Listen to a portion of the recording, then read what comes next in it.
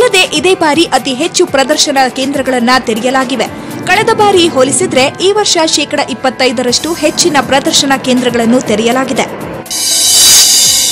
2018ಕ್ಕೆ ಹೋಲಿಸಿದ್ರೆ ಈ ಬಾರಿ ಹೆಚ್ಚು ಪ್ರದರ್ಶನ ಕೇಂದ್ರಗಳನ್ನು ತೆರೆಯಲಾಗಿದ್ದು 238 ಭಾರತೀಯ ಪ್ರದರ್ಶನ ಕೇಂದ್ರ ಮತ್ತು 165 ಅಂತಾರಾಷ್ಟ್ರೀಯ ಪ್ರದರ್ಶನ ಕೇಂದ್ರ ಸೇರಿದಂತೆ ಒಟ್ಟು 403 ಕೇಂದ್ರಗಳನ್ನು ತೆರೆಯಲಾಗಿದೆ. ಇನ್ನು 28,389 ಚದರ ಮೀಟರ್ ವಿಸ್ತೀರ್ಣದಲ್ಲಿ ಪ್ರದರ್ಶನ ಕೇಂದ್ರಗಳಿವೆ. ಈ ಬಾರಿ ಒಟ್ಟು 63 ವಿಧಗಳ ಏರ್ ಕ್ರಾಫ್ಟ್ಗಳು ಹಾರಾಟ ನಡೆಸಲಿವೆ.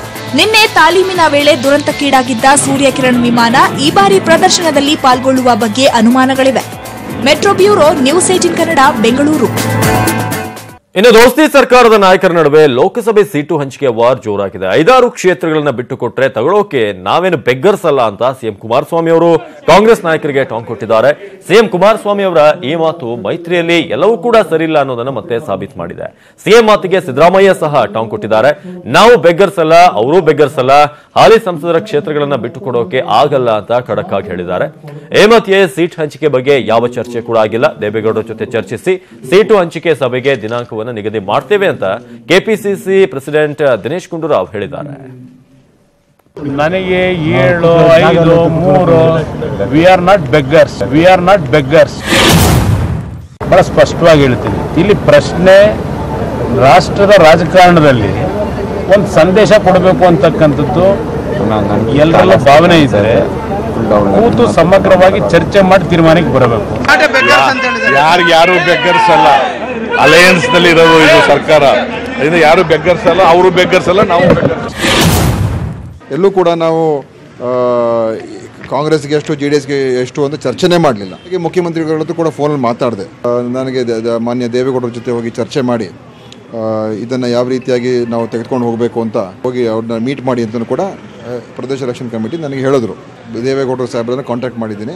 ಸೀಟ್ ಹಂಚಿಕೆ ಎಲ್ಲ ಕೂಡ ಚರ್ಚೆಯಾಗಿ ಆದಷ್ಟು ಬೇಗ ತೀರ್ಮಾನ ಮಾಡ್ಕೋಬೇಕು. ಅದ್ರ ಜೊತೆಯಲ್ಲಿ ಅದ ನಂತರ ಟಿಕೆಟಿನ ಘೋಷಣೆಗಳು ಕೂಡ ಆಗ್ಬೇಕು.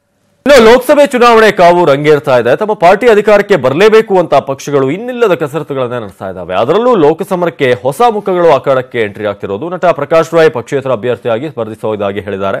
ಅದರಂತೆ ನನ್ನ ಬೆಂಬಲಿಸಿ ಎಂದು ಕಾಂಗ್ರೆಸ್ಗೂ ಕೂಡ ಮನವಿ ಮಾಡಿದ್ದಾರೆ. ಆದರೆ ಕಾಂಗ್ರೆಸ್ ಪರೋಕ್ಷ ಬೆಂಬಲ ನೀಡಲ್ಲ ಅಂತ ಕೈಕೊಟ್ಟಿದೆ. ಈ ಬಗ್ಗೆ ಸ್ಪಷ್ಟನೆ ನೀಡಿರುವಂತಹ ಕೆಪಿಸಿಸಿ ಅಧ್ಯಕ್ಷ ದಿನೇಶ್ ಗುಂಡೂರಾವ್, ನಮ್ಮದು ರಾಷ್ಟ್ರೀಯ ಪಕ್ಷ, ಒಂದು ವೇಳೆ ಪ್ರಕಾಶ್ ರಾಯ್ ಕಾಂಗ್ರೆಸ್ ಸೇರಿದ್ರೆ ಅವರಿಗೆ ಬೆಂಬಲ ಕೊಡಬಹುದು, ಪಕ್ಷೇತರ ಅಭ್ಯರ್ಥಿಯಾಗಿ ಸ್ಪರ್ಧಿಸಿದ್ರೆ ಸಪೋರ್ಟ್ ಮಾಡೋದಕ್ಕೆ ಸಾಧ್ಯವಿಲ್ಲ ಅಂತ ಹೇಳಿದ್ದಾರೆ. ನನ್ನ ಜೊತೆನೂ ಚರ್ಚೆ ಮಾಡಿದ್ದಾರೆ, ಸಿದ್ದರಾಮಯ್ಯ ಸಾಹೇಬ್ ಜೊತೆ ಚರ್ಚೆ ಮಾಡಿದ್ದಾರೆ. ಅವರ ನಿಲುವು ಬೇರೆ ಥರ ಇದೆ. ಅದಕ್ಕೆ ನಾವು ಇನ್ನೂ ಅದರ ಬಗ್ಗೆ ಅಂತಿಮ ತೀರ್ಮಾನ ಏನು ತೊಗೊಂಡಿಲ್ಲ.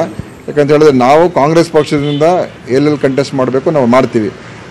ಸ್ವತಂತ್ರವಾಗಿ ನಾನು ಕಂಟೆಸ್ಟ್ ಮಾಡ್ತೀನಿ, ಕಾಂಗ್ರೆಸ್ ಬೆಂಬಲ ಕೊಡಿ ಅಂತ ಹೇಳಿದ್ರೆ ಅದು ಸಾಧ್ಯ ಆಗೋದಿಲ್ಲ. ಯಾಕಂದರೆ ನಮ್ಮದು ನ್ಯಾಷನಲ್ ಪಾರ್ಟಿ. ನಾವು ಎಲ್ಲೆಲ್ಲಿ ಕಂಟೆಸ್ಟ್ ಮಾಡಬೇಕು ಅಲ್ಲಿ ಕಂಟೆಸ್ಟ್ ಮಾಡೇ ಮಾಡ್ತೀವಿ. ಅವ್ರೇನಾದರೂ ನಮ್ಮ ಪಕ್ಷಕ್ಕೆ ಸೇರ್ಪಡೆ ಆಗಬೇಕು ಅಂತ ಆಸಕ್ತಿ ತೋರಿಸಿದ್ರೆ ಖಂಡಿತ ಅದ್ರ ಬಗ್ಗೆ ನಾವು ನೋಡ್ಬೋದು. ಬಟ್ ಈಗ ಅವರ ಅಭಿಪ್ರಾಯ ಏನಂತೇಳಿ ಸ್ವತಂತ್ರವಾಗಿ ನಿಲ್ಲಬೇಕು ಅಂತ ಅವ್ರ ಅಭಿಪ್ರಾಯ ಇದೆ. ಸೊ ಆ ಥರ ಇದ್ದಾಗ ನಾವು ಹೆಚ್ಚು ಮತ್ತೆ ಮುಂದಿನ ಮಾತುಕತೆ ಮಾಡೋದು ಕಷ್ಟ ಆಗುತ್ತೆ.